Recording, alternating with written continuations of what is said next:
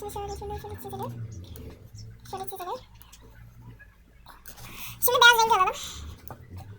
Evet, beyaz rengi alıp böyle etraflarından gezeceğim. Şöyle hoppa. Şöyle arkadaşlar.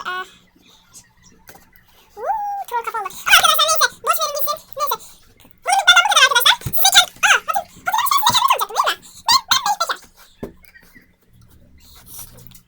Melih Bekar. Bekar yazıyorum buraya.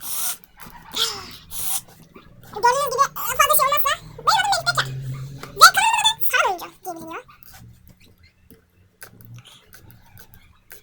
Sarı Oyuncu. Sarı Oyuncu diye biliniyor arkadaşlar. Ve artı size başka kanallar size ve çalıştığım yerler Sarı Oyuncu bir de şu var arkadaşlar. Güneş gözlükle emoji kanalı.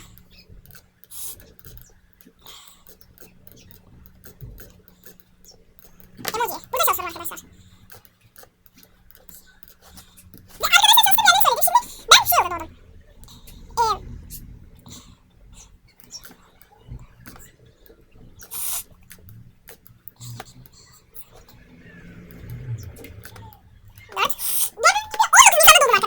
Şimdi. Ve İstanbul'da doğdum arkadaşlar. İstanbul'da doğdum arkadaşlar. Ve Sultanahmet'te oturuyorum.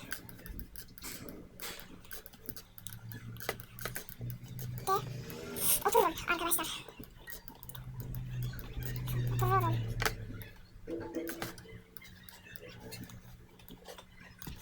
Eskiden arkadaşlar ben kafamı çarpmıştım. Tam da şöyle olmuştu arkadaşlar. Senin nerede? Böyle olmuştu arkadaşlar. Eskiden. Bot'ta oturuyordum arkadaşlar. Gazi Osman Paşa'da. Ve arkadaşlar 2 yaşında taşındık. Sultan Gazi'ye. Özür dilerim arkadaşlar. Biraz hastayım da. Sultan Gazi. Ve son olarak da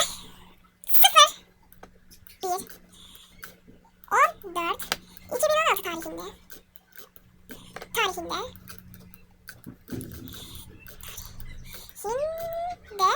YouTube kanalını kurdum.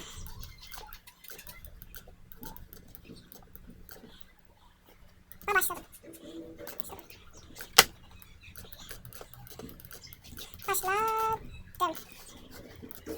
Ve arkadaşlar son olarak size diyeceğim şey şu olacak.